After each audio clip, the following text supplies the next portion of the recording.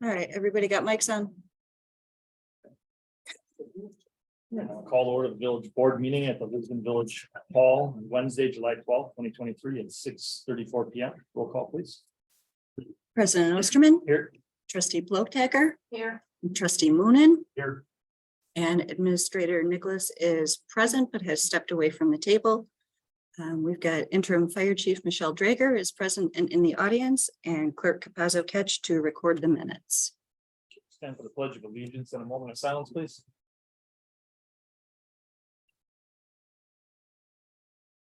I pledge Allegiance to the flag of the United States of America, to the republic for which it stands, one nation under God, indivisible, with liberty and justice. for all.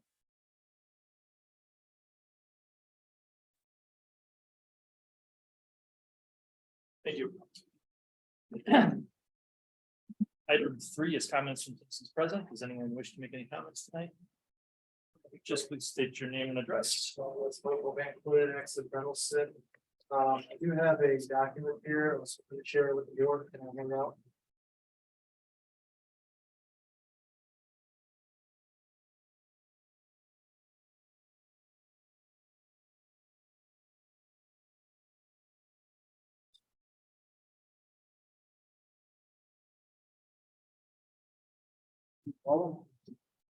Okay,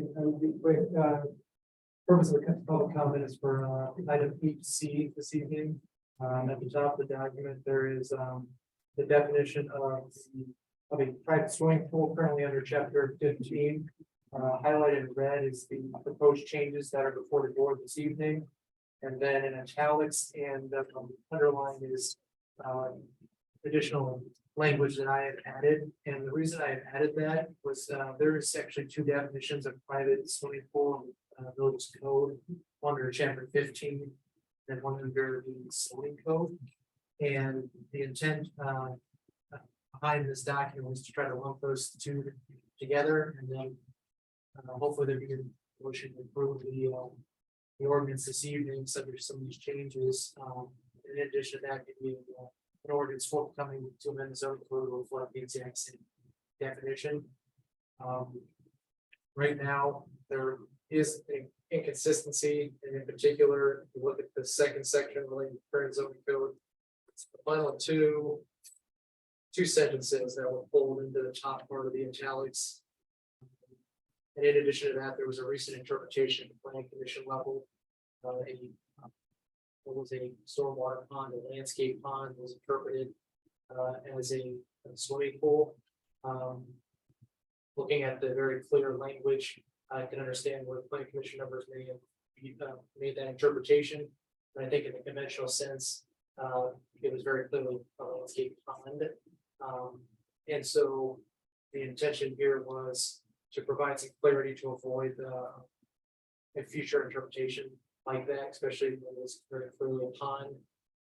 The current proposal this evening under chapter 15 suggests that that interpretation could still occur because, as indicated in the red, no larger than 0.31 acres. You can have a stormwater pond that's under 0.31 acres and still under this 15.02 definition as presented currently in the board's package. The landscape pond could still be interpreted that way by the planning commission. So we'd be asking the board to consider that. That'll be all. Public comment. Thank you. Anyone else wish to make any public comments tonight? Anyone on Zoom? No one's on Zoom. Item 4 is the consent agenda. Items listed under the consent agenda are considered in one motion unless the village board member requested an item be removed for separate consideration. We have the June 14th, 2023 village board minutes. Ordinance 2023-09 to assign Q1 Core zoning district LSPT 0286.999.007 and LSPT 0286.999.008. Approving a single lot CSM to combine home parcels at LSPT 0177.006 and LSPT 0177.007. Approving a 3-lot CSM or to divide the Hurchin parcels at LSPT 0269.993.001 and LSPT 0269.993.002. Ordinance 2023-10 to rezone a 3-acre portion of LSPT 0269.993.001 from A10 and C1 to A3 and C1. Ordinance 2023-11 to rezone LSPT 0269.993.002 from R1 and C1 to A10 and C1. And ordinance 2023-08 to adopt a floodplain zoning ordinance. We have resolution 2023-04 regarding a national flood insurance program. We have awarding the bid for the manhole repair to Visu Sewer for the amount not to exceed $15,000. And approving the CDBG cooperation agreement with Waukesha County. Does anyone wish to have anything removed from separate consideration or just removed? Or is there a motion on the consent agenda? You have a suggested motion. I'll make a motion to approve the consent agenda, including all plan commission recommendations and conditions where applicable. For a second, Place second. Second by Mark, any discussion? All in favor, say aye. Opposed? She carries 3-0. We have accounts payable. Actually, A is not going to be able to be approved. So move the B, authorizing the payment of the remaining bills dated 6/29 for the amount of $291,322.45 at 7/13, the amount of $109,743.23. We have $80,224.63 to US Bank Towards Payment Systems, $68,916.94 to Waukesha County Treasurer, $48,979 to Wild Lake Country for the garage doors, and $14,166 municipal well and pumps. Finally, the $11,436.60 for Western Culvert 75. Any questions or comments on these bills? Is there a motion on this? Make a motion to approve the bills. For item 5. Is there a second? I'll second it. Any final discussion? All in favor, say aye. Opposed? Motion carries 3-0. Item C is authorizing the payment of utility district bills dated 7/7 for the amount of $35,233.50. I'll make a motion that we approve the utility district bills dated 7/7. Becky, is there a second? I'll second. By Mark. Any discussion? I have a question. Is there some reason why we have I don't think we need a copy of all the sanitary district bills.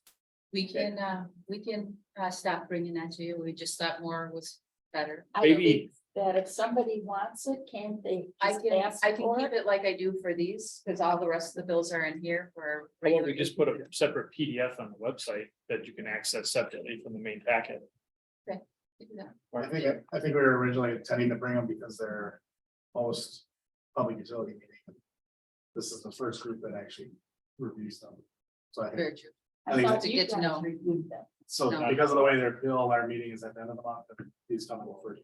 They don't approve money. So we don't approve money on the committee level. But if we have them in the digital variety, we can just, use the computer anyway. Can't do Yeah, I that. mean, we could essentially, not that we're going to do that, but. Does he have a sheet like a summary sheet like we get for? Yeah, it's right here. That's the summary, just the speech is the summary. Mhm. So it's a one page. I feel, Summary. yeah, I feel fine with a summary sheet, you know, like President said, we can post the. We'll mark that afterwards. Right, we can do that. We get a motion and a second on the bills for the utility district. Any further discussion? All in favor, say aye. Opposed? Motion carries 3-0. Item 6, announcements and correspondence. We had a Public Works and Utility Committee meeting on Wednesday, the 19th at 5 p.m. here at the Village Hall. I can be here at the Village Hall. Yes. Okay. And we have the joint public hearings and plan commission meeting on Wednesday, the 26th at 6:30 at the Richard Young Fire Station. Then the Parks Committee, next Parks Committee meeting is gonna be on August 9th at 5 PM at the Village Hall. And then the next Village Board meeting will also be the 9th at 6:30 at the Village Hall. Does anyone else have any other announcements or correspondence? All right. Item 7 is administrator report. Okay, so One Click completed our work on changing our emails to lisbonwi.gov. If you're having any issues, please put a ticket into One Click if you're having any issues. We received the escrow checks from land sale and for Quick Trip that's been put in our account. Receiving a little over $1,000 grant to replace all our absentee envelopes for the election in 2024. The state redesigned the envelopes, so we would have to throw out what we have, but they gave us a grant to cover that. We held a teams meeting, discussed health insurance comparisons and informed of the compensation and benefit study. RFP that was sent out. We worked with the county on MOU for business RFPs. Reviewed the parks due to complaints on overgrown weeds, met with department head and findings. Sent an RFP to 12 companies for the compensation study, dropped off another 6 RFPs during the WCMA conference. We had 6 companies submit.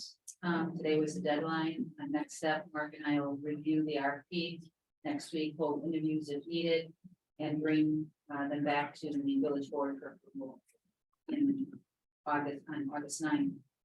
How we rewrote chapter 15. You will see that there's an updated version in your packet that we'll be discussing tonight. Sent out letters to people on Lauren Drive and Carroll and Circle to alert them of the new construction that's happening in the Sussex subdivision that started the first week in July, and gave them a timeline on when that road work would be done. And let them know that the construction traffic was not to come on Lisbon roads, so they have routes to go on Sussex roads. We received Quick Trip on Silver Spring has set their grand opening for September 27th. Send out more information once the actual time of the event is put in place, and they would like some presence from the board if that's possible. In front of you, you have your non-compliance report. We have 5 properties on our non-compliance. 1 property has received a citation and it's asking for a code change in tonight's meeting. 1 property is waiting for probate and foreclosure of property. 1 received an extension on August 9th, and 1 is asking for an extension tonight. We started a new process to follow up with the complaint whenever there's a change been made to the non-compliance property. We've started capital project review.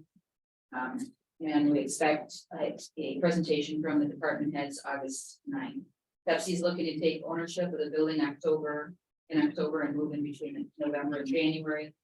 They'll be placing a sign in front of the building in the next week, announcing to the public that that's Pepsi. They'll be distributing their beverages from this location. They hope to have a grand opening event in October sometime on a weekend for their employees and the public, with food trucks, face painting, and kind of a big ordeal. They'll have 250 employees on site with 36 drivers, and they're moving their whole facility from Milwaukee to our to Lisbon.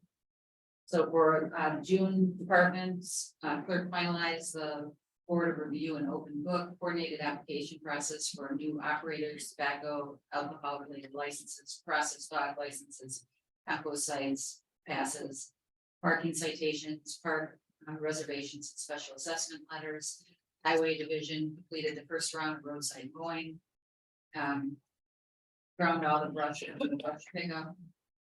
Paved approaches and edges of pavement along Indian Grass Drive, began shouldering Thousand Oaks and Indian Grass Drive and Woodland Oaks subdivision. In the Parks Division, they maintained all baseball fields and soccer fields for games, started steady mowing patterns during the warm weather. Perform maintenance and cleanup and community for the community festival and community park, and is working on weed concerns in all their parks. DPW director attended the emergency management forum in Waukesha County. Worked with contractors on the new salt shed. We expect this week the trusses to be up on the salt shed. And then assisted on setup and takedown community fest. Fire, we had 1 fire call, 45 medical, 8 ALS intercepts, 8 inter-facility transport, 7 vehicle accidents. We received mutual aid 8 times and gave mutual aid 20 times. That is my report. Any questions for Kathy? Thank you, Kathy.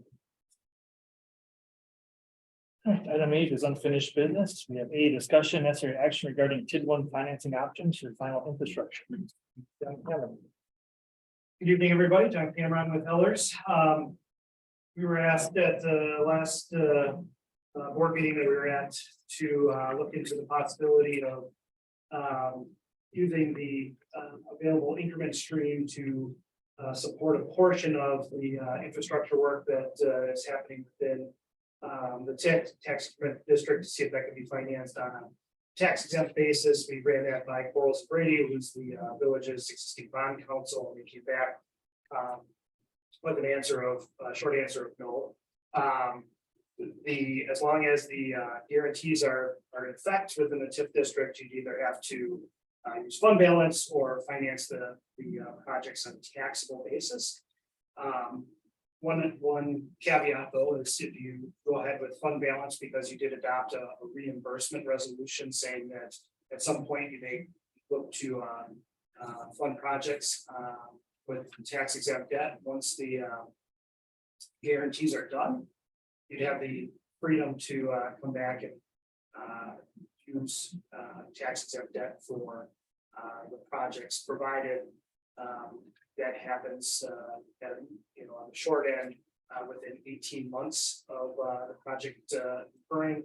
The long end is about 36 months, and it just depends on whether or not the village plans to issue other debt in that calendar year. So assuming you move forward with internal fund balance, I think it's something we work with staff to continue to monitor. When the guarantees are done, or if there is a desire at that point to come back and issue tax exempt debt, or if you use the TIF district to just pay for its fund balance. The other thing I'll just point out real quick is state trust fund loans, which would be a form of taxable debt, right now is at 5.75%, regardless of term up to 20 years. So just giving you a bearing of where taxable interest rates are right now.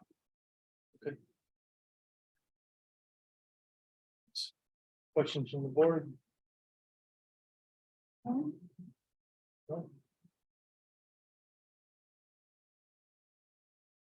Nothing? Okay. We have a feeling which way you want to go, or we're gonna wait to get the rest of the board here to discuss it. Know what our timeline is. Well, it really just depends Yeah. on when you're starting to get those. Yeah, Once we start paying bills and it just comes out of our account until we yeah. move it anyways. Just want to make sure we get it cleaned up for the end of the year. Yeah. So we can get them started. Once we get the big chunk, we have not gotten the road work bill yet. Mhm. So once we get that bill, we probably are going to want to solidify what our final numbers are, and then come back to the board with that number. As far as interest rate hikes, they're talking another couple before the end of the year, I was hearing, well, potentially. So, Yeah, that is certainly the potential, and that seems to affect the taxable bond market much more heavily than the tax exempt side of things. But if you were to use fund balance, one of the things we talked about was potentially charging the TIF district an interest rate associated with that. I think one of the things to consider is certainly cash flow on an annual basis, what's available for the TIF to start paying back. But charging an interest rate would certainly be appropriate. I think, on the high end, you could look at what you're getting in LGIP, which, you know, I think right around right now is close to 5%, if not a little over. The other thing to weigh would be really where if you were, say, issuing debt on a tax exempt basis over, you know, roughly a 15-year time horizon, would be a little under 4% right now, so that would be another, you know, a range to consider. Definitely wouldn't want to get less than what we're getting in our investments, that's for sure. Yep, so you could certainly tie it to the Okay. Okay. Do you have down where we were at in our previous discussion as far as interest rate? Remember last time we spoke on it? We're kind of waiting, not knowing what the share was gonna do. How do we compare to having already waited since our last discussion? In terms of where interest rates have moved on the taxable side of things, interest rates. have come up over the last month. The trust fund loan, I think, was at 5.25%, now it's at 5.75%. So 50 basis points. Will we be able to assign a variable rate to that borrow, or is it? I mean, you could, I would just say make life easy for yourselves and pick the LGIP at the time though. Over those. Okay. And the other thing to consider is you certainly want to, you know, recover your investment, but you also don't want to do it at the detriment of the TIF district. Right. But you like to say, so, you know, there's a difference keeping it open a year or two more. And then close it. Are you still have the taxable option as far as? No, you don't have, right now, you don't have the ability. to vote. Because of our Peters, our developers agreements, Right. We have 2 years left, most likely, well, it's hard to say. on the developers agreements. The pilots, it's just on the pilots. Yeah. Correct. Well, yeah, it depends on when they hit their, When they start to, when their increment equals more than what Right. their pilot guarantee is, yeah, exactly, which two of the property, well. We don't have one of them. 'Cause we- only one is hit it, White Conference. Sure, Wouldn't get this year, but I mean, Pepsi will hit it, all the other ones. in Well, the next year, Pontiac should have two. In the next year, in the next, see what her assessment. yeah, Yeah, as long as you're actually collecting those pilot payments, you don't have the ability to issue the debt on a tax exempt basis. Once the properties are built and they hit their value and you're not, you know, enforcing or needing to enforce the pilot payments, that frees up the option to go tax exempt. So you can evaluate it as that.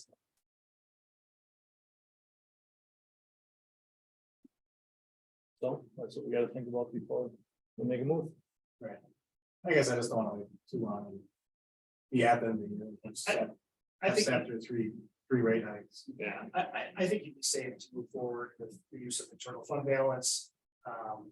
Use your, you know, charging interest rate back, you know, to the general fund where you recoup that money.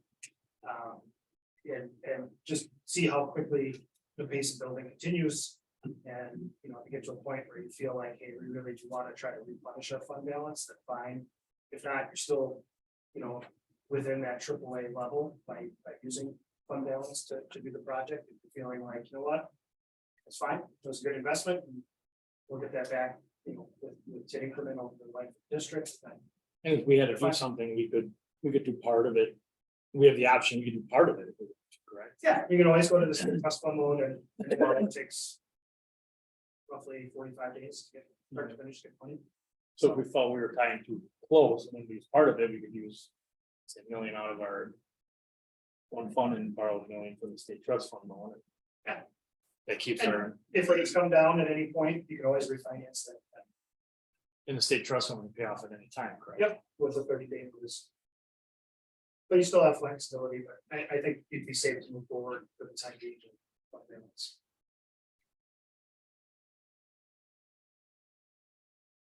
Okay.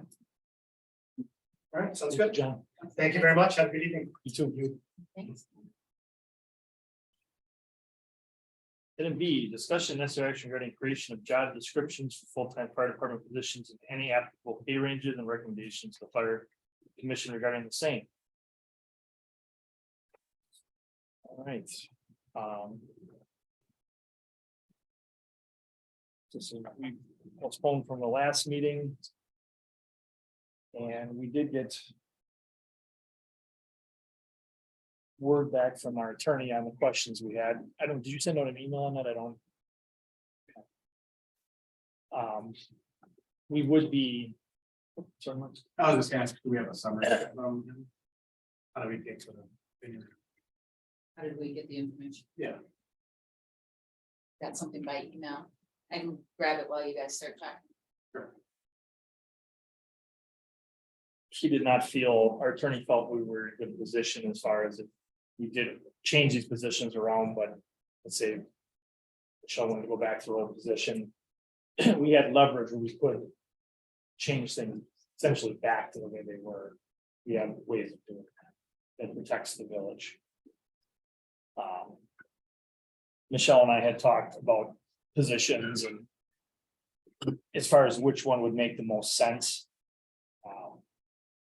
And correct me if I'm wrong, but I came out of that feeling the assistant chief was the way that she was gonna recommend, and I do agree with that.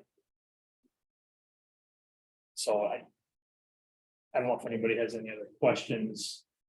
Yes, are we looking to, I guess, do one of them, but put both of these into play?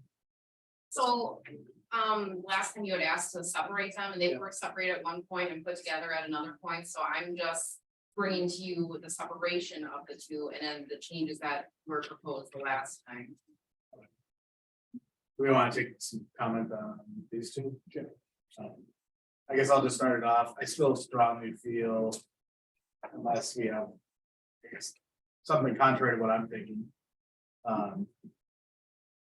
For the appointment, I would like to see it that they're appointed the same way. So that was set by the Fire and Police Commission years ago. That was set by the Lisbon Fire and Police Commission, so that'd be something we'd have to take back to them. That is what they decided on. After the last meeting, I looked into it, and that is what they decided on years ago. Was there a rationale behind that? Because compared to full-time, being so far few and in between of what was hiring, and we had a huge influx of part-time people or paid on call people all the time. It was more feasible for the department to have a board of directors who would do the hiring of the paid on call staff compared to the fire and police commission, who would be full-time. Even if the deputy fire chief is a part-time position, don't we think it's important that the fire and police commission would have the say in that, not just a board of directors, so I guess. Would you I guess that's more up to us. Yes, that I believe the fire and police commission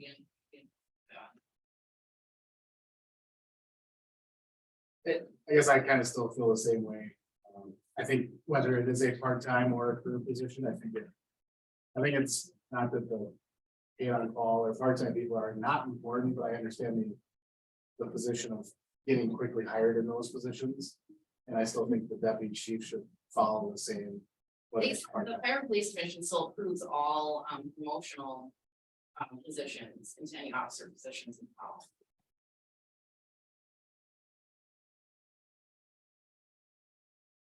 You're not, so you're advocating that the deputy chief position be approved by the fire and police commission, but not the POCs. Correct, yeah, I'm only talking on these two. I guess I could see a potential problem if you ever chose to go back to your prior positions. And we say you change the part-time, I don't know. The fire chief would have to then approve you to do that. We don't have a fire chief. Then would it revert back to the assistant? And I don't even mean you, I mean anybody. Say somebody wanted to go from assistant full-time to part-time deputy. And we still want to retain them. Now you have a new person having to confirm.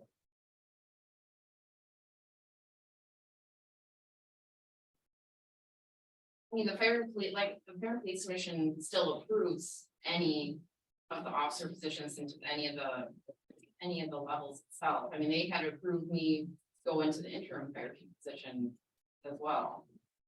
And any promotions we do, like the last lieutenant promotions, captain promotions, even though they were POC promotions, I still get approval from the fire and police commission to do those.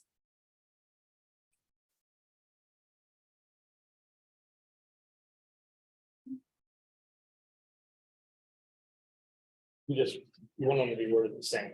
Yeah. Cause it's appointed by and then approved. So what happens if the approval doesn't happen? What happens then? I don't know what your handbook says to that. Like for the POC members, No, it's for either one of these two positions. if anything's not approved, they're pretty much given a letter that it's not approved. So on one circumstance, let's do part-time. Part-time deputy chief. Lisbon Fire Chief. Appoints it, but it's not approved by the police and fire, or the fire commission. I make the recommendation to the fire and police commission to do it, and they have to approve it. They do approve the deputy. I'm not saying, but full or part-time. So they appoint. So in your guys' hiring process, what's the difference between appointment and approval? Don't they word it the same? No. So Appointed by Lisbon Fire Chief, approved by Fire and Police Commission, if part-time, appointed by Fire and Police Commission. And then approved by Fire Chief. I guess the way I'm reading it under deputy fire chief, it's appointed by the Lisbon Fire Chief, approved by the PC.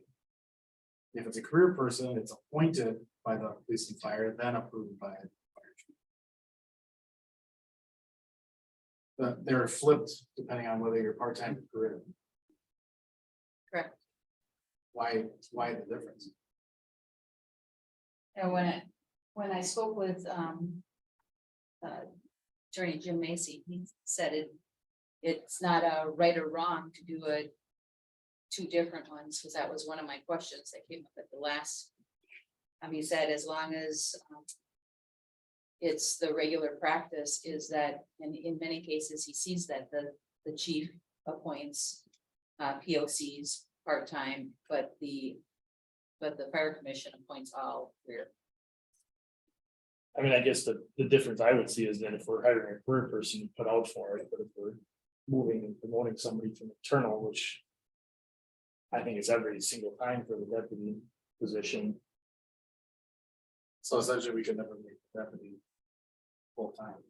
Well, we could, it would just at that time, it's a career position and then it's Then we'd have to rewrite this. Then it goes out to, what we put out for career positions. I see how it's not clearly worded, but I don't see any danger. I'm not saying there is a danger, I just.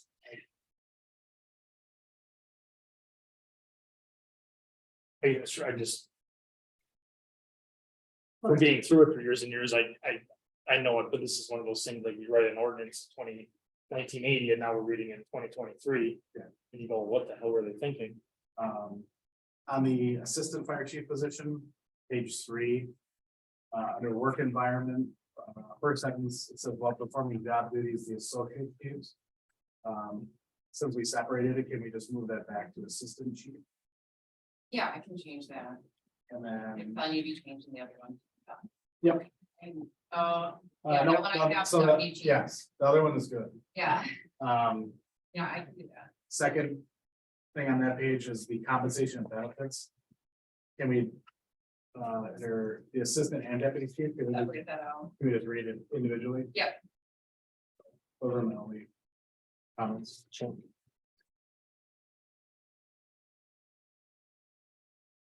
Becky, do you have I don't have it. anything else? Michelle, anything that you're good with everything at this point? Mhm. Okay.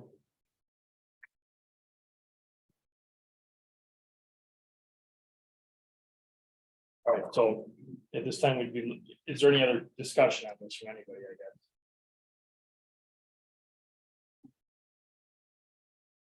All right, so then if we make a motion on this and approve it, we would be moving on to C action, obviously, which we recommend in the fire commission to begin a search for hiring additional full-time fire staff. So these are kind of gonna tie into one another right here.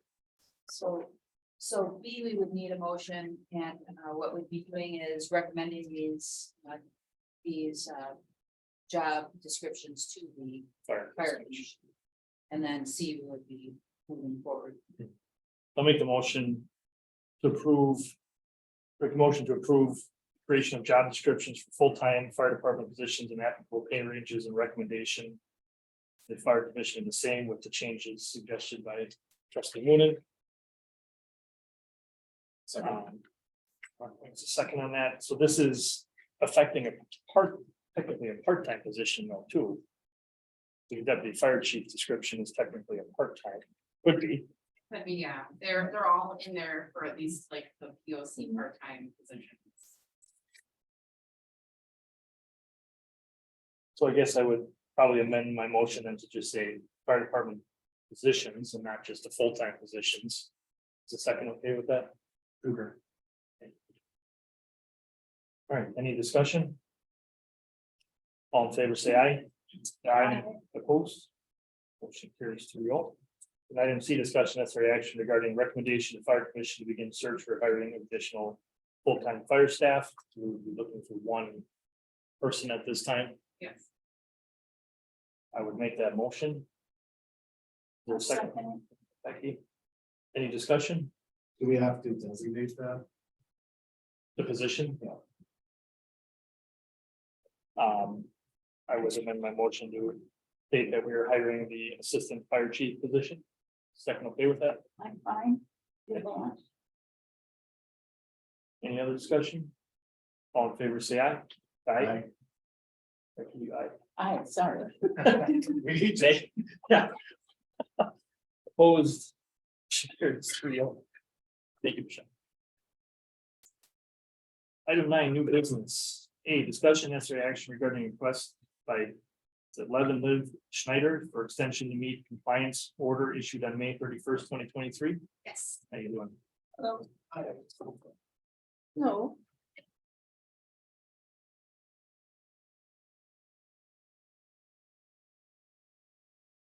Yes. So Lynn we received a complaint about, that needed some work. We had our building inspector go out, review that.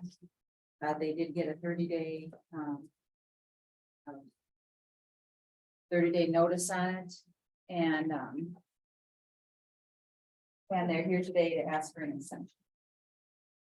They have made substantial progress according to our building inspector. Yeah, just I have some questions since your submission on June 26th. Have you additionally completed any of these things? Yes, What items are those? the swimming pool in the backyard, the above ground pool has been removed off the property. It is no longer there standing. All the equipment associated with this above ground swimming pool, with the filter and all the equipment that goes with it is all gone and removed. The steel accessory building that was in the back corner of the lot has been taken down and has been removed from the property. There was another like a 7x7 Rubbermaid shed that needed to be moved away from the home for the 10 feet from the house plus the overhang, thank you. So the 12 feet, so we moved that in excess of 15 feet away from the house. The second 7x7 Rubbermaid one that was down on the side of our garage has been completely taken down and moved to another location. And the large shed that is up on the side of the home is still sitting there because we have to hire, after talking to Brian, we needed to find a contractor that could come and deliver the stone to the backyard where we've proposed moving the shed to. And Brian had approved that that was an okay place for the shed to be. So after getting some bids from contractors, we did sign a contract for him to bring the stone. To do the excavation, to dig it the 6 inches down, put the stone in. We're looking at probably having that completed next week. And then the actual building to be moved, we had to hire an actual company that builds these sheds and delivers it because it's a 12 by 24 shed and it came it was pre-manufactured off-site and delivered to our location. So we have to have that company come back, they're from Hayward, Wisconsin. We have to have them come back and move the shed to the back for us. And because we're going down a hill into the back, it's weather permitting at this point, but it's tentatively scheduled for the 3rd week of August. And that is the only thing left on our list that we have to do. It's on the shed. Everything else has been completed. Yeah, I definitely appreciate that, because I think you guys have done a lot more than other people who asked for extensions. The frustrating part is we didn't receive the notification until the 16th of June, and it was sent out on the 31st of May. And that was like, okay, let's get on this. Yeah, my only concern, and it's more of the board's concern than yours. If we did do the 120 days, that's gonna push us to November 9th. I was looking at October 28th. I was like 120 days from the date that we were originally, which was June 30th was our original due date, 30 days from. Now, I don't expect it to take anywhere near that long. I'm just, because they've got that weather permitting thing in there. I feel like I just wanted to put extra time in case there's rain or anything. Yeah, I mean, so that essentially moves us back a month from where I projected. I projected if we gave 120 days from today, it would be November 9th. Our meeting is November 8th, which would then push us for the next month to make a decision on, which is December 13th, which totally goes against your weather thing, because you never know when it's gonna snow after August. Correct. But if we moved it back more towards October, I think we'd be in a safer You position. said what date? I mean, October, honestly, I expect this to be completed by Labor Day. October what you requesting? October 28th. we will We can go right to a day. Right, but yeah, October still pushes us to a decision in November. So If they don't get it done. if they don't get it done. So if we put it to the beginning of October, at least then we could hear it On the 11th. on the 11th. Hopefully it's still So we can, weather acceptable. Yeah, but then we would have to come back. again and If it then is- say, If it is done. "We Just take if it's not. extension." if it's done, they just, Ryan will go and inspect it. He'll give them a letter of compliance. I'll put it on the non-compliance and you not have to see them. If they don't have it done by the 11th, they have to come back and see you and talk to you about an extension beyond that, or tell us why they couldn't get it done. Yeah, but I'm saying if we're too close to that October 11th meeting, we're gonna have to hear in November, so. I would like to hear something, say October 2nd, it's the first business day in October. Yeah. Then that at least gives us administrative time to. Either say compliant or non-compliant, and then put it on the calendar to go to the Mark and I have been staying in very close contact, because he's been out numerous times for our solar project, because we just got solar put on the house. So he's been out inspecting that too. I can certainly call him and let him know if we're coming close to that end of August and it's too wet in the backyard for them to bring their big truck to move it. I can certainly keep in touch with him as well. And you'll be able to inspect the October 2nd. path once that's completed. Right. Right, the gravel path. That gives you a couple of months. I mean, that's. It'd be my recommendation, for October 2nd. Becky, how you feel? I think if she's asking for October 28th, that's what the other.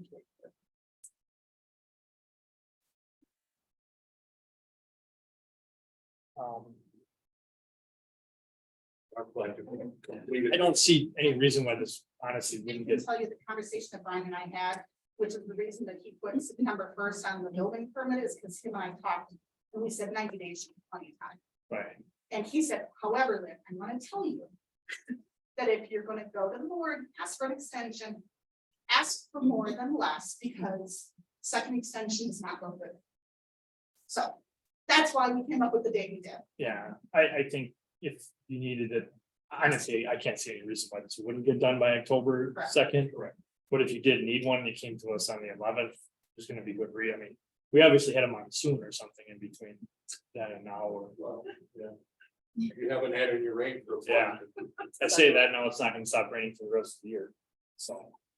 I'd be good with the second at this point, if you're not, if you don't look too scared about that. I'm really not, I mean. Okay.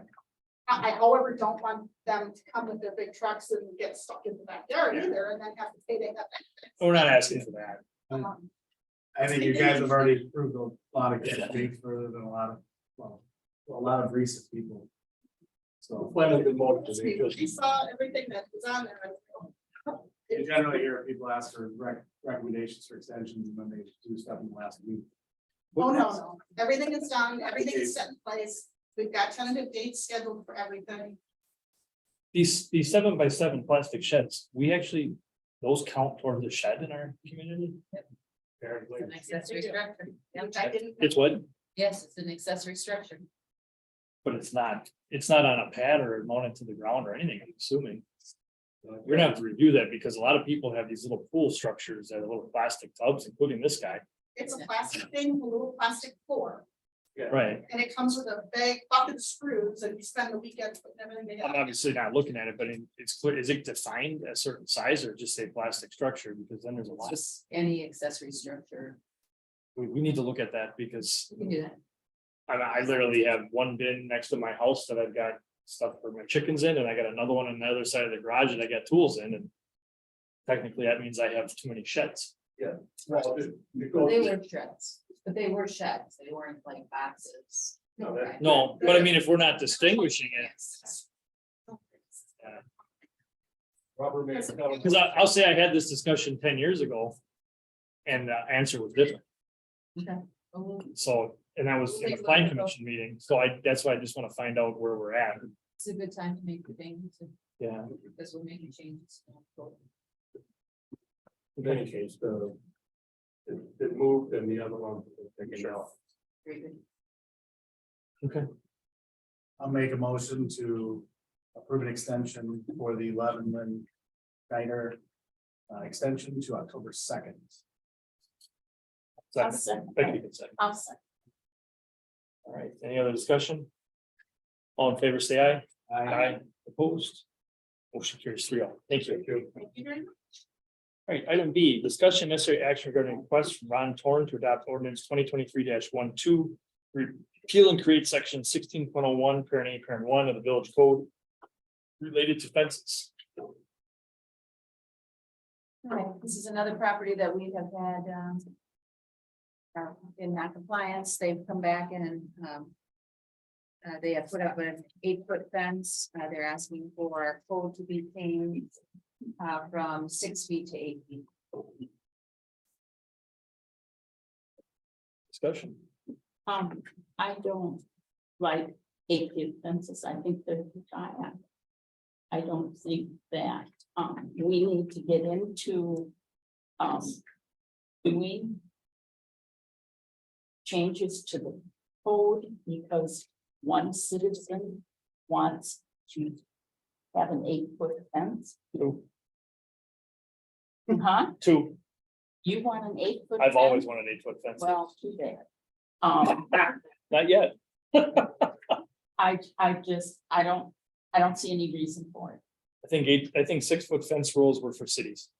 I think when you have an eighth acre lot. I think a 6-foot fence rule makes a lot of sense, and I think the front yard needs to be less than the backyard, but I think in areas where you have 1, 2, 5, and 10 acres. I think 8 foot is completely reasonable, Why? because if I had in my yard, I don't need somebody jumping over it and look over my fence or things. I think 8 foot is perfect, and I'll ask you, why do you think 6 foot? Because, Because it's always done that way. people can't jump over a 6-foot fence. They can't jump over an 8-foot fence either. Right, so. I can't jump over a 4-foot fence. I just, Heck, I don't even know if I can jump over a 3-foot fence right now. I just think you're setting a precedence that's gonna come back to bite us in the. I did look, and a lot of communities are between 6 and 8 feet, and it does appear that the rural communities. A lot of them don't even have fence regulations. In that area, but those are rural areas, which obviously we're not, but. Yeah, I've actually, this is something I felt a long time ago about, but I lost it in 2009. It Mark? seems like you, depending on the acreage too. Yeah, So, I think a subdivision, it probably doesn't make necessarily sense, but they handle that with HOAs or the deed, subdivision ordinances. I had a few things that I jotted down that I was concerned about. I thought of the public safety standpoint. Does an 8 foot or 6 foot fence matter to the fire department?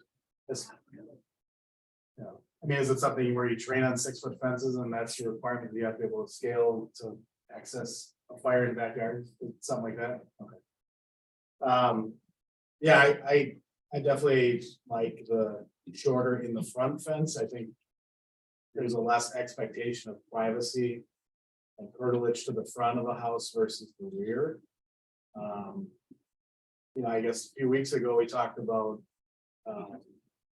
the yard on Mitchell Lane, and they were fencing in front, from their property to the quarry.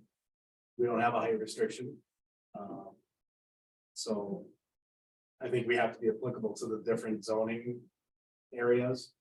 I definitely would not want to see 8 foot fences in somebody's front yard in one of our PUDs. But if you have acreage, why not have the ability to have a higher fence in the back? So I would support a 8 foot. I did a national review. I didn't do an in-depth study, but the power of Google shows that 6 to 8 feet is completely within the normal range of a community to consider. So I would allow for 8 foot fencing in the rears. And what, so in the rear. Yeah, and I agree 100% with that. I don't want it in front of the house. For sure. But I don't think this fence in question is in the back. is I it? honestly don't care about this fence. I care about 8 foot fences in general. So we're talking. this isn't- in this is- back. This discussion right now is not about the current issue. It's about fences in general. Yeah, and that's where this gets a little distinguishing here. I mean, we have one issue with an individual with a fence. That's not even in my mind for this discussion. This is just in the future. Where, how high do we want these fences to be or allow them to be? And I mean, like H&H, I mean, that fence is massive in a business. And if that just happened to be next to a residential area, that fence would be there. I mean, that's just how it is. The quarries, I mean. We have giant berms that we're next to. And I can tell you a few other things when you live next to one, but Well, I have no So- problem with it if it's backyard, in the back. yeah, I 100% agree. If it's at the back of your property In the or in the rear. back, Also you behind, know. yeah, backyard, that's all I'm Problem with that. But I have a problem along the side and in the front. 100% agree with you. Just in the 100% back agree of with the you. lot, not Side, not. So from the rear line, house, so this would be from the house back, From the house back. that would be my. So the side recommendation. yards would be, I'm sorry, that would be the side yards as well. Not just the rear. I think if it's next to the house back, I think that should be, personally, I think that should be Just wanna sort of. make- I'm just trying to clarify. We've got a typo on here that says, that they are trying to get a limit of 10 foot. That's not. what Yeah, I we're saw that looking too. for. I'm not good with that, but I'm good with 8. So it's 8 feet. You're talking about the proposal, right? Yeah. But I think that's for property lines adjacent to non-residential zone property. Are you reading that sentence? Of 1A? Where it's like lot line application to a non-residential zone, yeah. But there is a 10 foot, is So that for commercial property? I think what this is saying is that if you're a residential property, next door is a non-residential property. The residential property is allowed 10 foot. Right, If they're except that, if it's so you've got it zone C1 or ag. So it's not a residential property then, if it's zoned agriculture, you are gonna put down a 10 foot fence. Or it's, conservancy, they're allowed to put a 10 foot fence. So I could say, I mean, I understand the whole idea if they're next to a business, but wouldn't we put that in our commercial code that says that next to a business, it would be a 10-foot fence is allowed? I think it is in our code, isn't it? That it's a 10-foot fence. I can grab it and find out. But this, I mean, I guess when you're But gonna this reference is that not code, commercial, yeah. right? you're gonna reference that code, you're gonna go to this one, not the commercial, For a For a- resident, for residential permit. but I would say if it's not, it's gotta be, my suggestion would be that it can't say non-residential. It should, if it's adjacent to a commercial property. Do you see any other properties, a manufacturing or commercial property, it could be 10, but can't see if it's a farmer next door that you should be able to put a 10-foot fence up. Because that's right next, right, so then you have to take it down as soon as that farmer then builds a resident, You become non-conforming, just like anything else. Still be compliant. because then the subdivision next, then the additional subdivision now has this big 10-foot fence in their yard. Yeah, but they knew it Well, was that one one of came the first. Say, I guess I'm just trying if to, the property is a commercial property and the subdivision goes next to it. Business ain't taking down their 10-foot fence. no, and I'm not saying that, if it's a commercial property, a 10-foot fence makes sense. But if it's not a commercial property, it's, and it's only to me, you guys can make whatever decision, you make, but I don't see a. But the commercial property isn't necessarily required to put up a 10-foot fence. But Right. if you want to leave it in here and change it to, I'm just suggesting the adjacent, the lot line is adjacent to a commercially zoned property instead of a non-residential property. Could probably.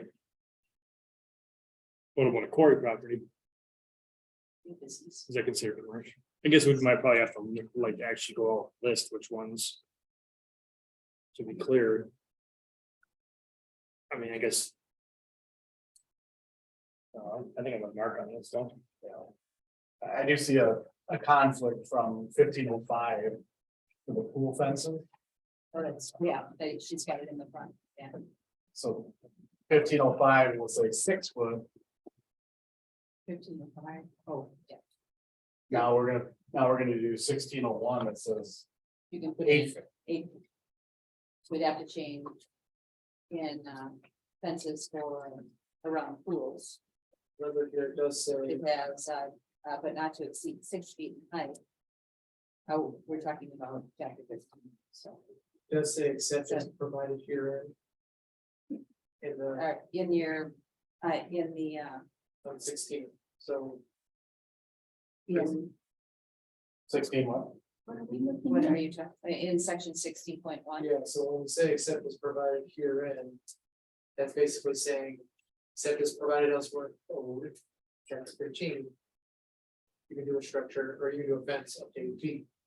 But because if you have a swimming pool, then now you're. Gonna be obligated to follow the 6-foot rule, which I think for public safety standpoint, the swimming pool would be a difference. So why is that? Why would that be any different for public safety? To have 6 foot and not allow an 8 foot? I don't think it's a 6 I'm foot, I just think it's less than 6 foot of the problem.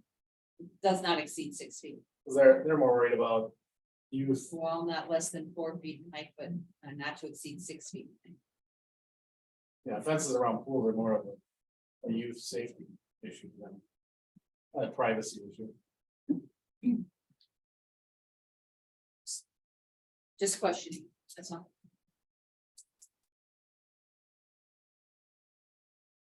So what are we saying? A lot of stuff. So we want to make sure that it says that it's, that an 8-foot fence, it sounds like everybody agrees an 8-foot fence is allowed as long as it's in the rear of, not in the front of the property, not in the front property. From the house Yes. structure back.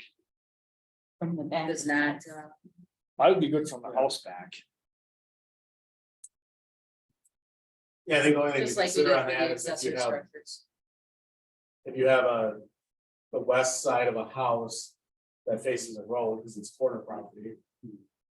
You I think you're saying.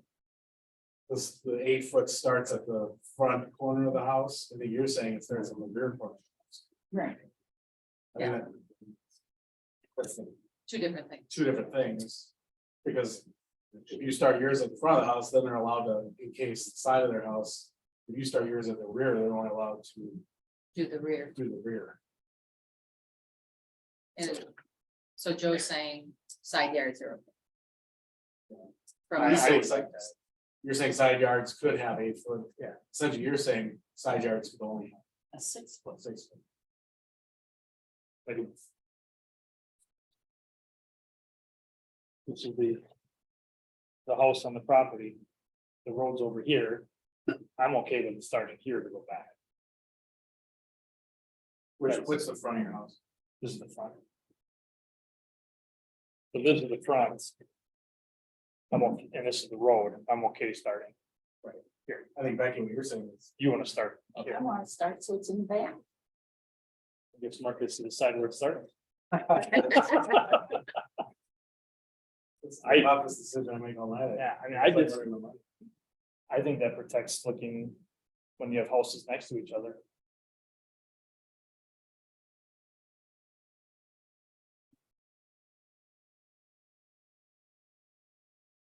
No pressure.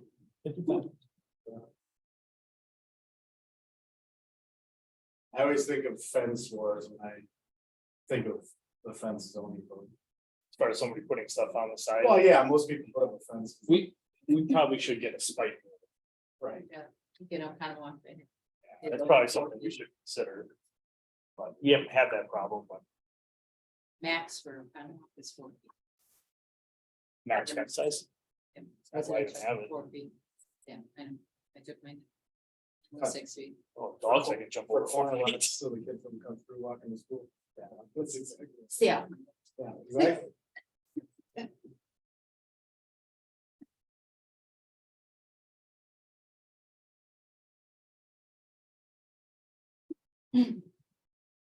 Becky, can I pick your brain? What? Can I pick your brain? Why would you want to start it at the back corner versus the front? Because otherwise it's, you can see it from the road. And I think it looks unsightly to have that tall of a fence. That's, President? I just think we should, if you have a bedroom on that side of your house, you don't necessarily want people peering over into that bedroom window. I think that should be your option, not requirement, but your option to be able to have that protection. A lot of times the fences look nicer than the side of some of these houses. so somebody my size is gonna get a box to stand on. Somebody So my I size is can gonna want, see somebody my size, somebody my size can fence. tippy toe and look over. I'm 6'2", I only gotta look over a couple inches. I Yeah, guess I'm big on privacy. I think people should have privacy in their backyards. Front yards, I get it, but backyards.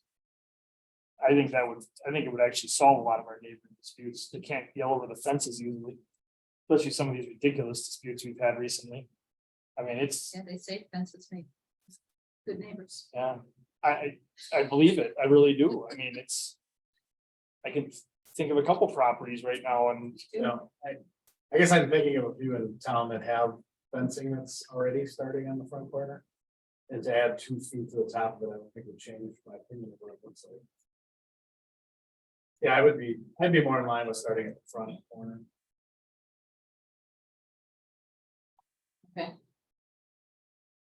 And some clarifying question, so right now, we're talking, you can do 8 feet in your side yard from the front corner all the way to All the way the, to the back. and then.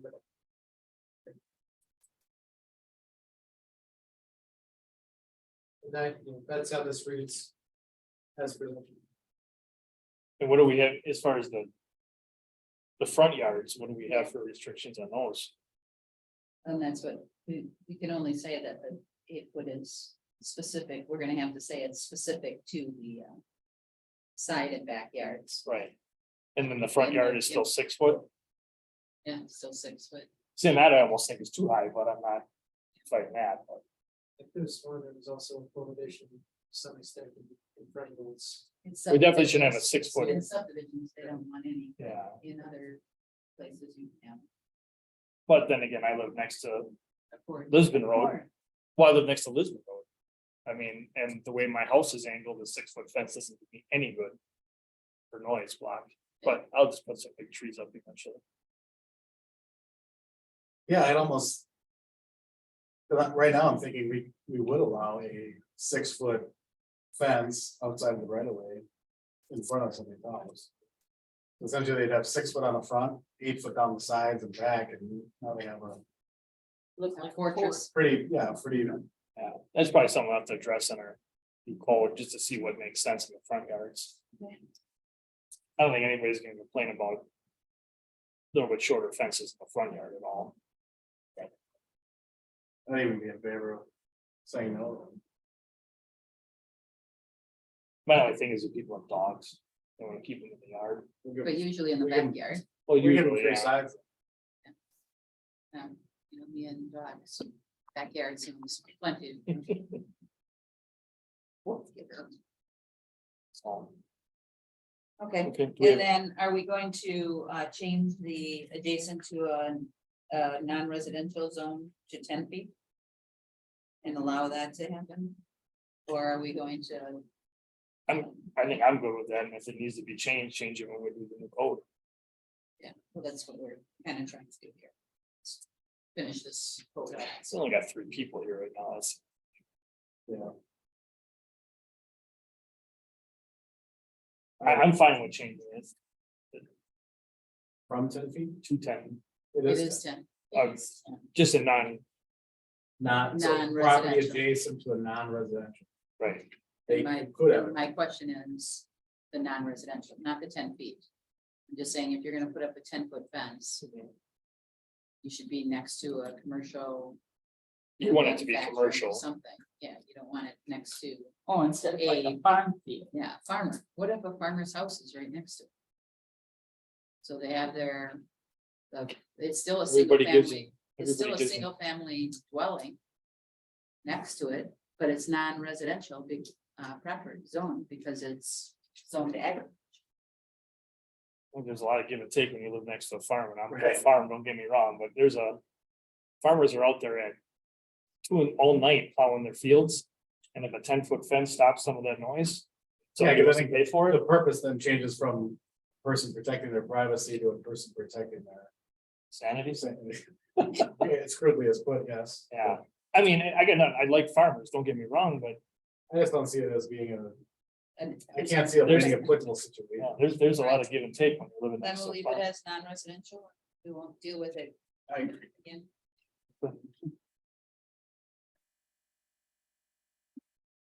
So we'll change, we'll make that, we'll make that change that specifically states that it's in the side and rear yards. Beginning at the front corner of the house.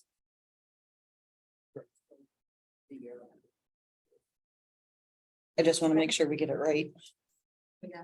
Maybe it's coming back. Before we make a, Does it need to, I don't think it needs to come back, we're pretty clear on what you wanted to say. Okay. We can, you can move it and pass the account. Allow the chair for the president. He's so cute. I make the motion to approve ordinance 2023-12 with the. Changes as noted tonight, Second. any discussion?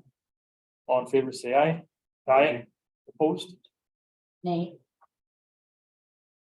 so it'd be 2 to 1. Passes. Right.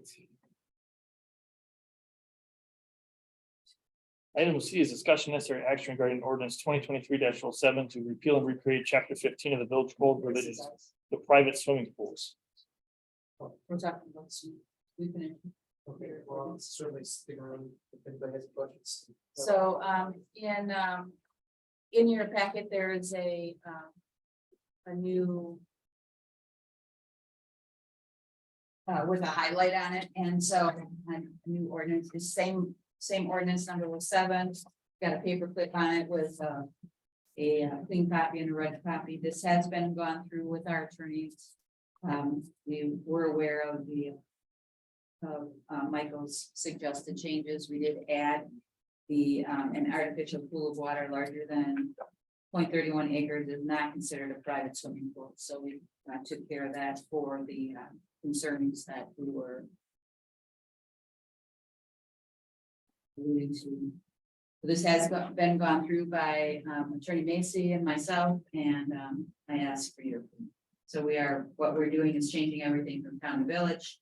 We're stating that any swimming pool is no larger than 31 acres, and that's because 0.31 acres is a Olympic size. So we don't expect anybody to build a swimming pool larger than 0.31 acres. And they have the ability of depth of more than 18 inches water. And then we changed on the temporary pools, less than 200 cubic feet. You remember we had something in front of us last year concerning a pool that was temporary.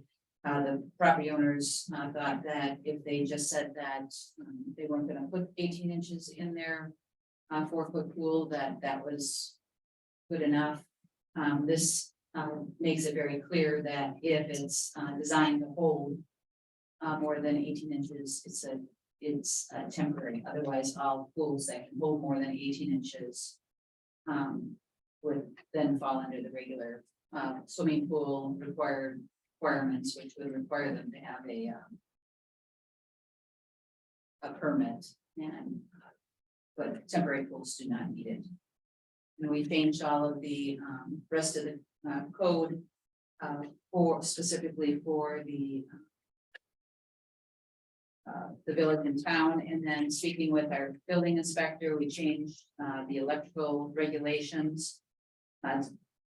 Article 680.8 isn't applicable. So just speaking with the inspector, the suggestion was that that the electrical regulations would be per current national electrical code or NEC. And same for C, we changed that to grounded and bonding. That's what they're using now in their verbiage. And as per the current national electrical code. So I ask you for approval as presented, the one with the highlighted document. So this was brought by us. This was not Us, yes. discussion. Becky, anyone? Does this address ponds at all, or? Well, what it does is, if somebody were happen to build a pond that was 0.4 acres or larger, or 0.32 acres. They would not fall under the pool, the swimming pool ordinances. Anything over 0.31 would not fall under pools. Okay.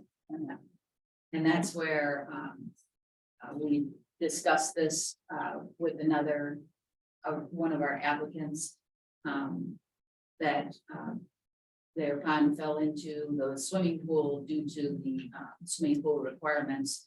By changing the maximum size of a swimming pool that helps regulate, if someone were to put in a line pond, they would no longer, that is larger than 0.31 acres, it would no longer be considered a swimming pool.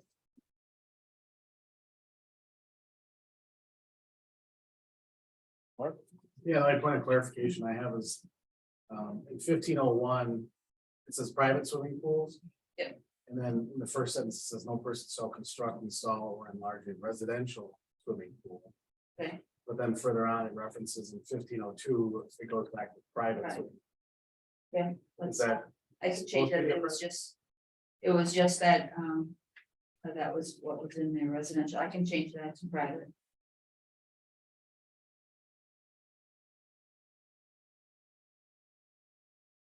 so does, if a subdivision was to go together and do an HOA backed pool, they're not gonna have to follow any of the private swimming pool. Still would be considered private, it's an HOA. What defines private though? And not public, not one of our, you know, if we did our pool, if we wanted to do a pool that was. You know. A village pool would be a public pool, the Y would be a public pool. So the WAC be considered private or public, consider it's a, the Y too, you have to pay to It's be private, there, so Yeah, the technically that's private or public. private. Although they're indoors. So Yeah, but WAC's got an outdoor. Yeah. I got a massive pool outdoor in my falls, yeah.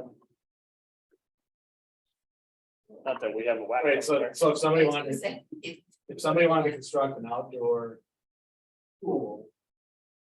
That's larger than one Olympic swimming. Pool, they can't do it. it would not fall under this code. Correct. And It then they, doesn't say they can't do it, it just. doesn't well, they fall can't do it under- under this code, but then they also don't have to follow the pool. Ordinance either. Yeah. So say you get a large subdivision that wants to stack two Olympic sized swimming pools next to each other, they now don't have to have a fence.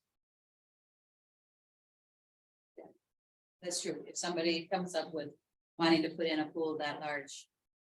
Larger than an Olympic pool. Yes.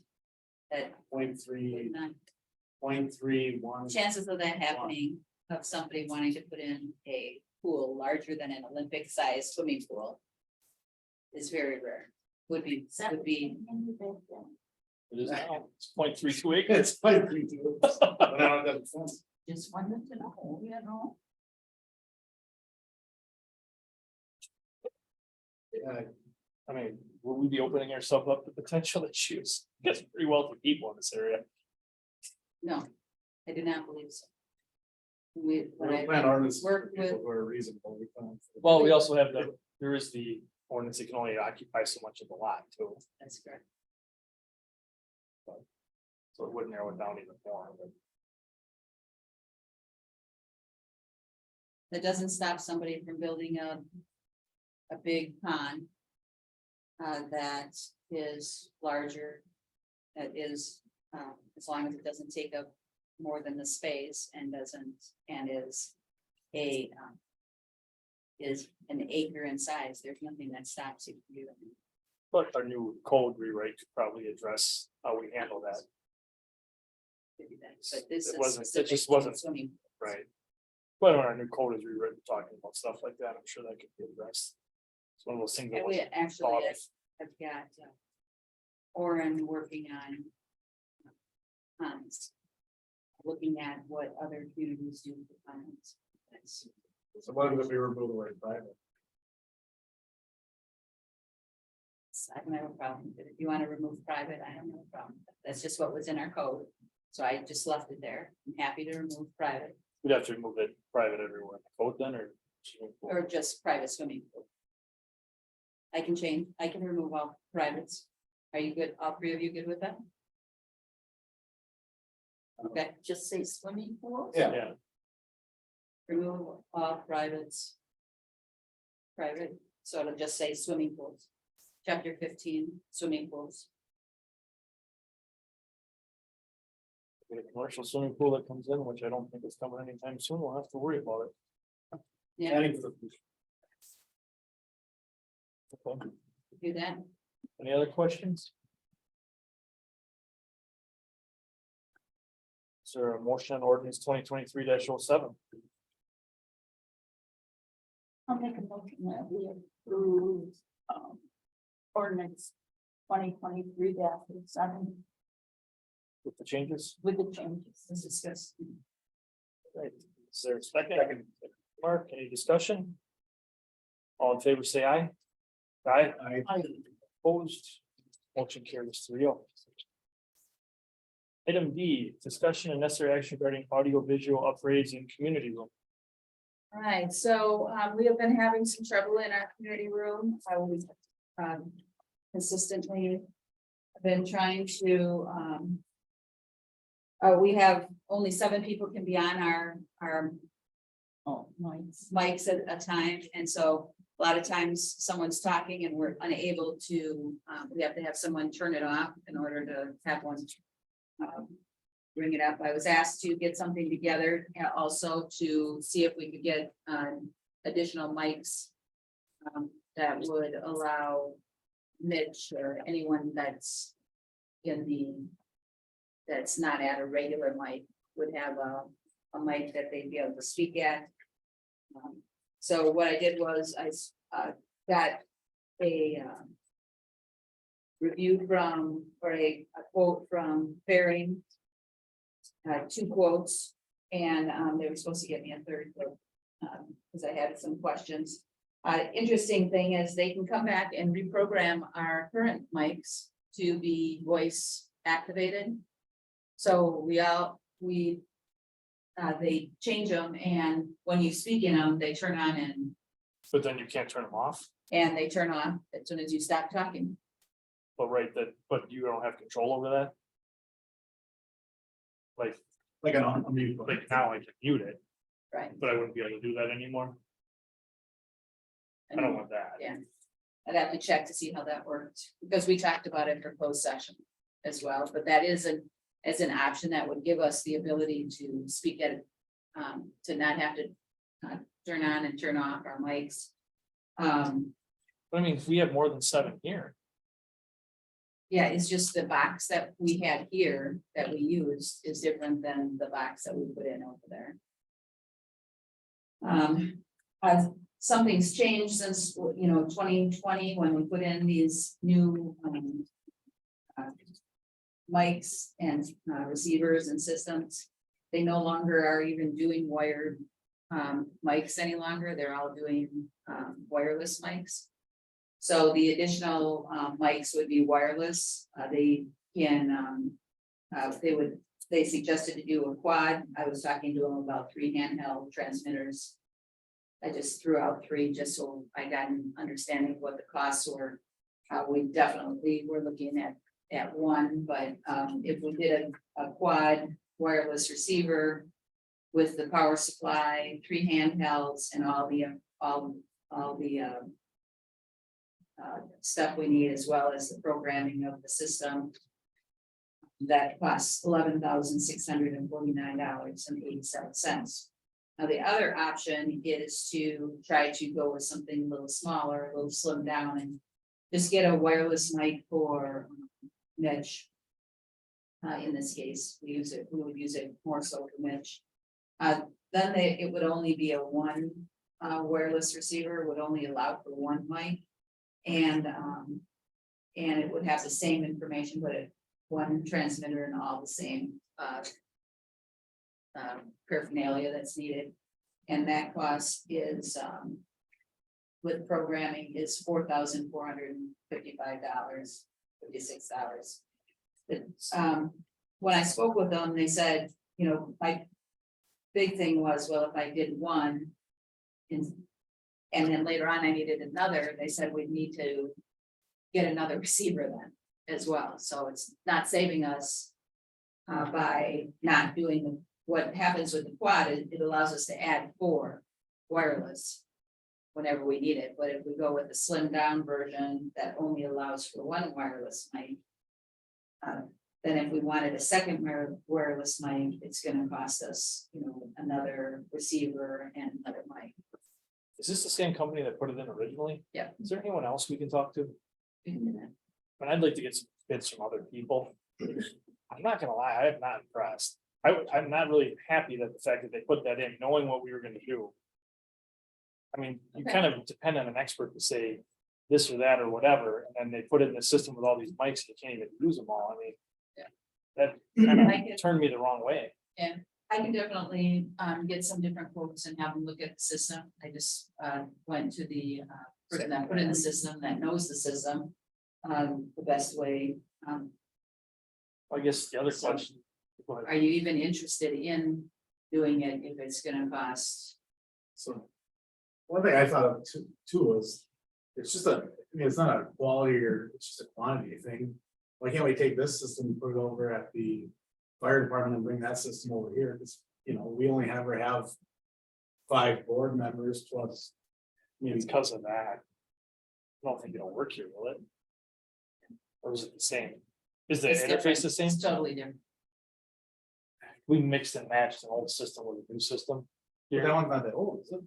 that one's new. That one's new That's over all. there. Right. There'd be This no is all problem old. Bringing that one here. This one Just is, bringing that we one. mixed over old and new here.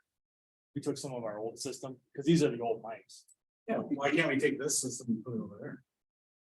Leave the speakers. there. It's take the something that I can, when I talk to somebody else, see if that can be. I was Maybe, thinking that, like, because eventually we're gonna get a new. Right. You know, well, why don't we just, when we do that, take this one over there, but Yeah, I mean, I guess. Yeah. If this one doesn't, this takes what, 9, I counted? 9, 10, you got 10. Yeah. We don't have to turn ours off. Well, not all of them work. We don't have a limitation problem here, so Yeah, we could. we don't ever have a we could do meeting. that, Yeah, we don't ever have a meeting that. that requires as many here, you know, because we would go to the community center and. we were Those gonna have a speakers are very only like large meeting. 3 years old. 5. Well, the speakers could stay where they Right. are. yeah, You that know, should it's be, just- it's just the, so the amplifier was already here. So we probably leave that here, it just was the mic controller. Yeah. Which. Honestly, it's probably cheaper to just buy the. New mic controller in here than it would be to have somebody to move them both, unless we did it ourselves, but. Then we can screw it up. So we'll look into it some more. If you're interested in seeing if we can get something else, that's a good idea to swap it out and see if that's even a possibility, if I can. It might just be the controller. Yeah. Well, then the mic's gotta come here, but. But It's the same, they're the same mics as what we have. sure. They're different. Are they the same mics? No. These Very are different. Sherry's. Yeah. Sorry. The ones got- over there have speaker boxes on them. Because there's no speaker system in the room. That's true. We did do. Yeah, cause there's. There's a speaker system over there, yeah. And the ceiling, There's. it's in the ceiling. I've got a. And there's speakers But there, it's right? in the Our mics, yeah. Her chief is saying, yes, there's. I meant there's speakers Cause that was a in, nice upgrade, the we used mics to have to instead always of play one of just- those 2 speakers hanging from the ceiling, Mhm. by the. Projector, Well, I'll do some more work on it. I knew that I was asked to get something Yeah. together. I wanted to make sure I came through on that. so no action on that, now everybody good with that? Item E, discussion necessary action to approve resolution 2023-05 regarding ARPA fund expenditures. All right, so in June, at the last June meeting, you approved the use of ARPA funds for the fire departments, and I had a conversation at my WCMA conference, and a person from Wisconsin Counties Association said that it might be prudent for us to do a resolution stating that we were going to apply all of our ARPA funds to what we thought we were gonna be using them for sooner than later by resolution, not just by motion. So then, if the government comes back in the future and says, we want to pull back all unused ARPA funds, that even though they gave us that if you're less than 10,000, you don't have to have any reasoning. They could possibly pull them back. He doesn't think it's gonna be local, but he said it's always good to have a resolution done, so you've got your funds spoken for in advance. If they came calling for the money, and then we went to a special meeting and did a resolution, it wouldn't hold water as well as if we move it forward.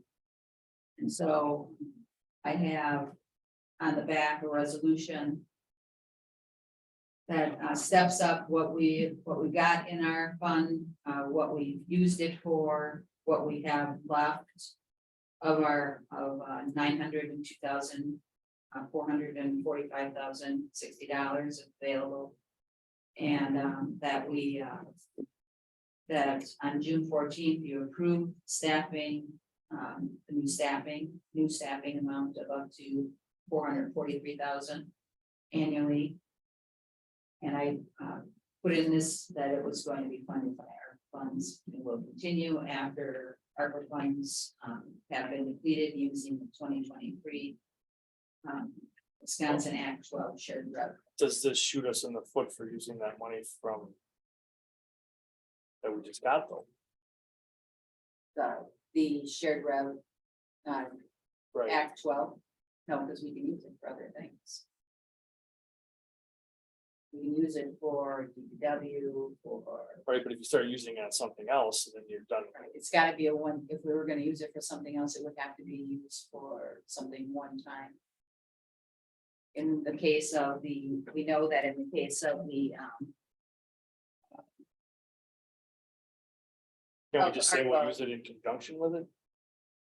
you could say in conjunction. I just don't wanna. I don't want people to think we're all of a sudden opening up this money for all these other things and all of a sudden we got 17 requests for. People next year.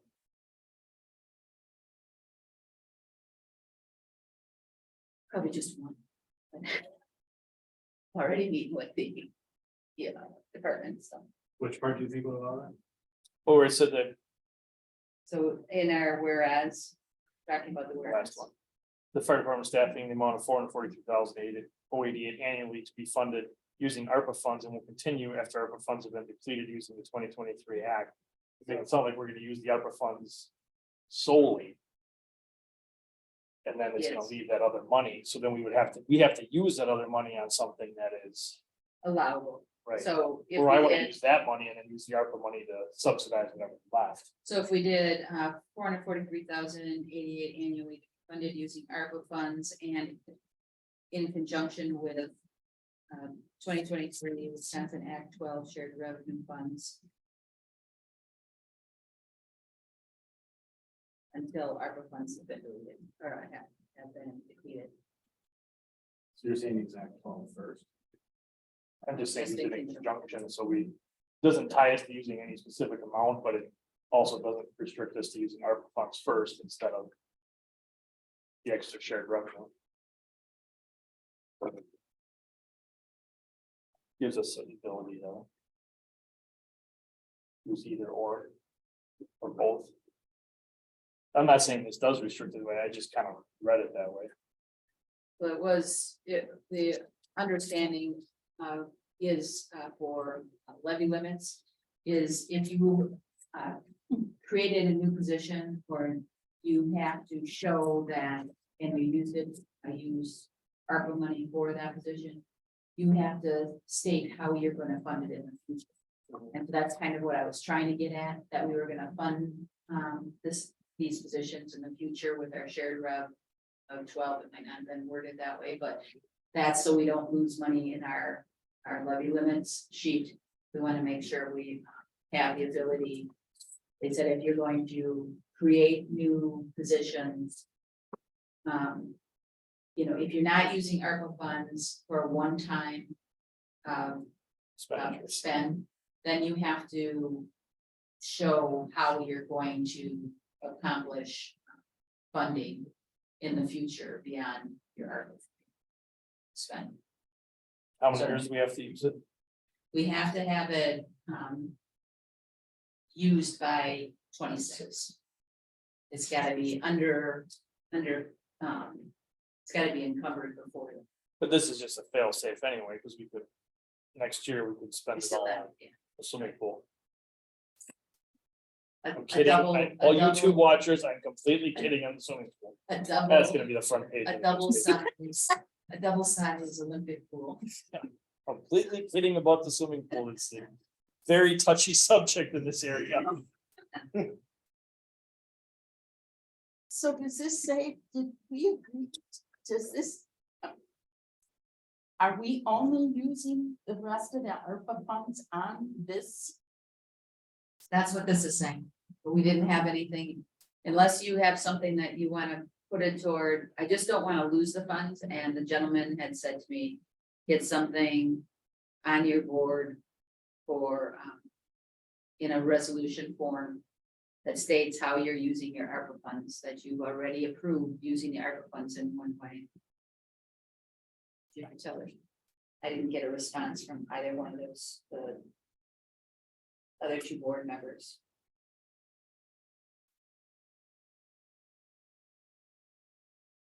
I'm sorry. I did not get a response from the other two board members, but I don't know if she left it. Oh, she's gone. So that was my thought on putting this together. It doesn't have to be approved today. If you feel uncomfortable with having something in writing for the ARPA funds, I can just drop it. It was just a No. suggested To get it way of passed. just making sure that we covered ourselves, that nobody would be able to take it back. Because that was part of the ceiling, debt ceiling, the feds said that they were gonna take back all unused ARPA funds. If we decide to not use these ARPA funds on this, do we have to have another resolution? Resolution. Yeah. Which is not a big problem. No. But this just protects us If they come down in the decide next to- week or two before we figure out where else you. yeah. But if we haven't spent it, even a resolution, you can protect the fact that we didn't spend it. Well, you said if the resolution says that we hired employees to fund with this money. So if we hire these employees, the understanding would be that we would. Fund it with this. And so you guys approved the hire of the part-time employees. And now full-time. From what I read, this would be what they're looking for.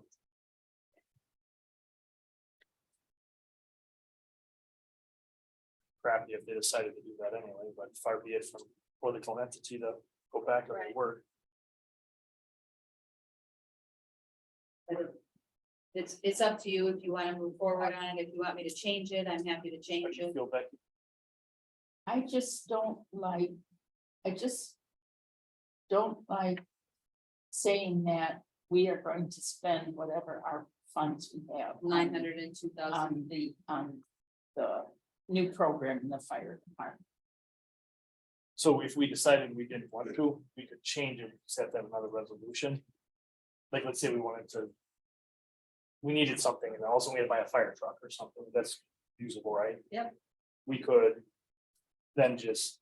So this doesn't tie it to us, we can change. It just says that we have already. We have money to do it. Right. All right, that's, yeah. And then But we would have to. You do- want, We just We'd have to do another resolution, we have to Right, do a resolution right. to do it. which. oh, you mean I couldn't just say, I I want want to use the money for swing for a forward. new Fire. a administrator car. Page 2 is covered now too. yeah, okay. I don't have, do you think we need to do this tonight? Is that what you're saying? I don't know that we need to do this tonight, but I just think. If it's- you're feeling uncomfortable with it, we can bring it back. to It the was next meeting. recommended that we do it. Right. Just in case. By our attorney? No, by the, it was actually the Wisconsin Counties Association, the lead, Wisconsin Counties Association. All right, well, then let's do it. And they thought he thought it was prudent, and he was telling his counties to get something written to prove that they have taken care of their ARPA money for. So he doesn't know that this is ever gonna Oh, happen. she's available. Paula just texted me. She is available for closed session. She's not here.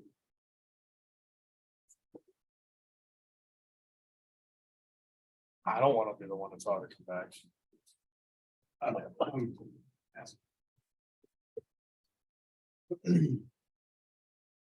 So if you don't want to move forward on this, I'm okay with it. I just was trying to get it, get something down in paper. I personally am. She's here. She's here. Who's here? She said she went home. Yeah, Natasha, the city? I'm comfortable with it, and if we have. Different opinions from other board members. You just do another resolution. I'd just like to see that. Got using ARPA funds in conjunction with 2023 Wisconsin Act 12 shared rev funds. And will continue after ARPA funds. Do we even have to list the Act 2023 Act 12 in this? Well, I was trying to. Trying to kill two take birds care with of one the- stone, but Yes. But do do we, not. could we kill the other bird with another stone? Get rid of that. And then it's not any question that's, So we would strike anything, Anything to do with the shared rev. yeah, It'll and we'll just be handle that in annually another to one. be Funded using ARPA funds, period, period. that I can. That's it. Good with that? Better? Motion to approve resolution 2023-05, for a second, Second. with the changes. Seconds. Any discussion? All in favor, say aye. Aye. Opposed? Motion carries to the all. So are you, We can, I can call it. And well, we gotta get Paul on the line. Not that I could vote you in the closed session, but. Definitely ain't gonna be voting to get you out of it. let me just.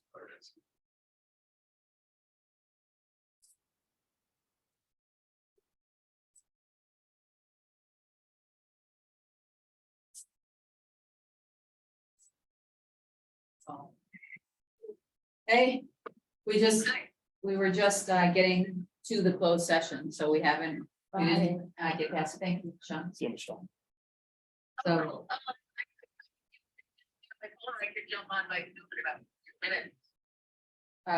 by phone is good, Because then I can close out Zoom. that way we can close Zoom.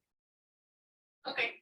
Oh, that's right, okay, yeah, okay, yeah, no problem, I'll just text you then. Okay, if you just want to hang on, we haven't gone into closed session yet, so we just finished up all the other details. Mark just stepped out for a minute and then we'll go into closed session. Yeah, okay, yeah, I will, I'm just gonna put you on mute and I'll turn the, I'll put you on speaker for volume, so just kind of yell at me when you need to. Okay, sounds good, thank you. Okay, yep, you got it, okay. Joe, are you staying? Okay. And before you leave, I need signatures on every. I've pulled the things that need to get changed.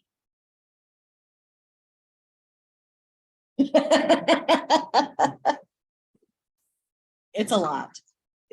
It's a lot.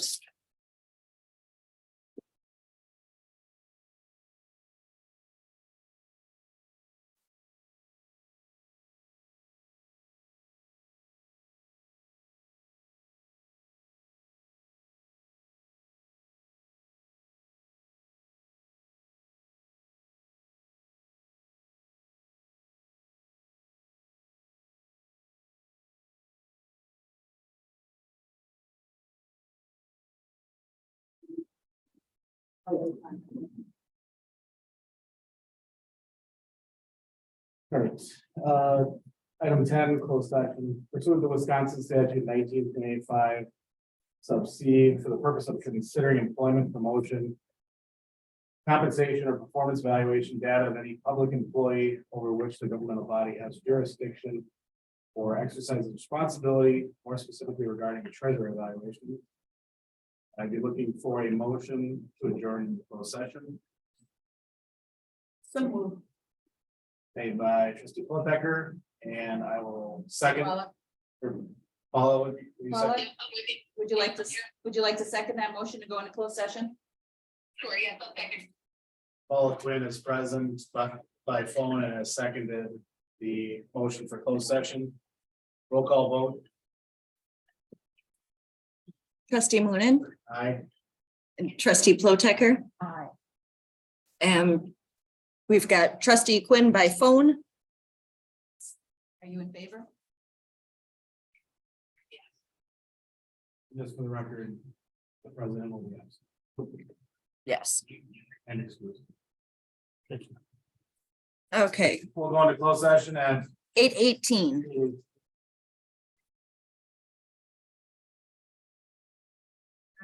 Hang on.